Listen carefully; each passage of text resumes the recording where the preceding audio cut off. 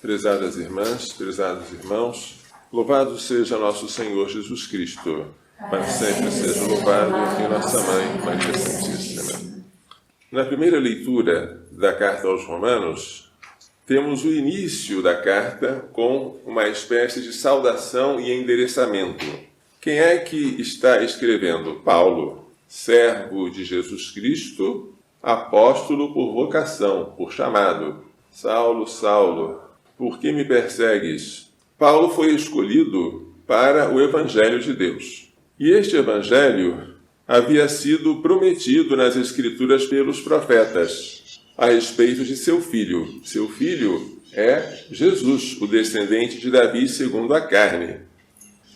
Seu filho foi autenticado como filho de Deus com poder.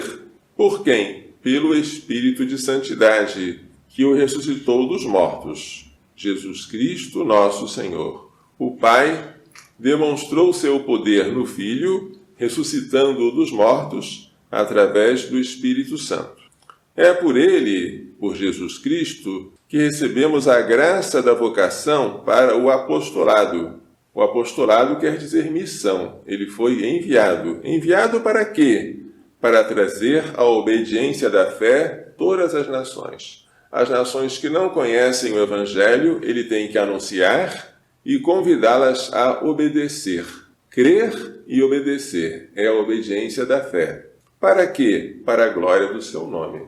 Entre estes povos, chamados à obediência da fé, estáis vós, que habitais em Roma. A vós que habitais em Roma, amados de Deus, santos por vocação, ou seja, chamados à santidade, São Paulo deseja duas coisas, a graça e a paz. Da parte de quem? De Deus nosso Pai e de nosso Senhor Jesus Cristo. Vejam como ele aproveita uma simples saudação para dar um tratado de teologia. Aqui já está em esboço tudo o que ele vai tratar durante a carta. A comunidade de Roma, a diocese de Roma, não havia sido fundada por São Paulo, mas por São Pedro. E São Paulo sabe muito bem que ele está falando com diocesanos de diocese alheia, mas ele tem muitos amigos lá. Ele dedica esta carta, que é a maior de todas, e na sequência da Bíblia é colocada por primeiro, aos que moram em Roma e que são amigos dele, embora sejam súditos de São Pedro, geograficamente. E esta carta, grande, densa em conteúdo, não é dirigida aos judeus nem aos cristãos vindos do judaísmo, mas aos romanos, aos que estão na capital do império que persegue os cristãos. A eles é desejada a graça e a paz de Deus. O Evangelho traz nosso Senhor reclamando com a multidão que lhe pede um sinal. Jesus diz que nenhum sinal será dado, porque a geração que pede um sinal é uma geração má. O que estavam pedindo para ele era algo portentoso, alguma coisa que demonstrasse de maneira clara e inequívoca o poder e a autoridade dele. Ele diz que o único sinal que será dado àquela geração será o sinal de Jonas, aquele profeta que passou 3 dias no ventre de um peixe ou de uma baleia. Este sinal de Jonas será a morte, a sepultura de Jesus e a sua ressurreição ao 3º dia. E isto basta. Como Jonas foi um sinal para os ninivitas, assim será o Filho do Homem para esta geração. E basta. Nós não precisamos de um sinal extra além da morte de Cristo, que é a extrema prova de amor, e a ressurreição de Cristo, que é a extrema prova de poder. Por seu amor, ele morreu.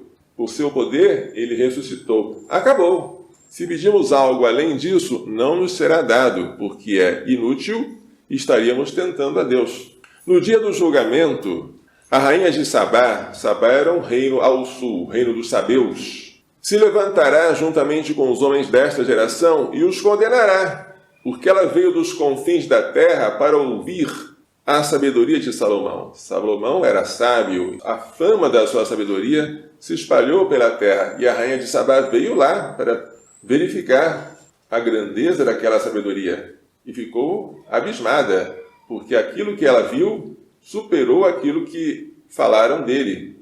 Mas aqui está quem é mais do que Salomão. Salomão é o sábio. Quem é mais do que o sábio? É a própria sabedoria. Jesus está insinuando aqui: eu sou a sabedoria encarnada. Sabedoria que vós desprezais. E porque desprezais, estáis pedindo um sinal do céu. Nada fere mais o coração de Jesus do que o endurecimento. Não querer aceitar toda a dádiva que ele tem para dar. Nada fere mais o coração de Jesus do que a indiferença, a frieza diante dele no sacrário, esperando a nossa visita, diante dele no altar, esperando que nós ofereçamos o sacrifício com ele e recebamos do céu, por meio do sangue dele, graça sobre graça. Por isso ele censura com violência a geração má e as cidades à beira do lago que não fizeram penitência apesar de sua pregação e seus milagres. No dia do julgamento, os ninivitas se levantarão juntamente com esta geração e a condenarão, porque eles fizeram penitência com a pregação de Jonas. E aqui está quem é mais do que Jonas. Jonas é o profeta. O profeta fala em nome de Deus. O que é mais do que um profeta? É o próprio Deus. Jesus está insinuando aqui: eu sou Deus. Deus, sabedoria encarnada. E, apesar disso, rejeitado pela geração, que não quer ouvi-lo. Seria bom que nós fôssemos uma exceção, que Jesus olhasse para nós e visse em nós alguém que quer consolá-lo, ficar ao seu lado, para que não acontecesse, como diz no capítulo 6 do Gênesis, que Deus verificou que todo o pensamento do homem era mau desde a sua infância. Arrependeu-se de ter criado o homem sobre a terra e afligiu-se em seu coração. Estas palavras são muito comoventes, deveriam ser para nós, e deveriam suscitar em nós um desejo de fazermos a diferença. Senhor, se todo mundo está ruim, será que eu não posso ser bom? Tu não me podes conceder a graça de ser um consolo no meio de tanta ingratidão? É um desejo santo, que nós não teríamos se não nos fosse dado por Deus. É um pedido santo, que mais Ele quer atender do que nós queremos receber. Mas precisamos pedir. Peçamos que na agonia do Jardim das Oliveiras, nós sejamos como aquele anjo que esteve presente consolando Jesus. E que a nossa missão, de certa forma angélica, se estenda também ao cuidado dos pequeninos, a começar pelo mais indefeso deles, que é a criança por nascer. Vamos pedir a Maria Santíssima que nos faça entender e pôr em prática as lições desta liturgia. Louvado seja nosso Senhor Jesus Cristo. Para sempre seja louvado, e nossa Mãe, Maria Santíssima.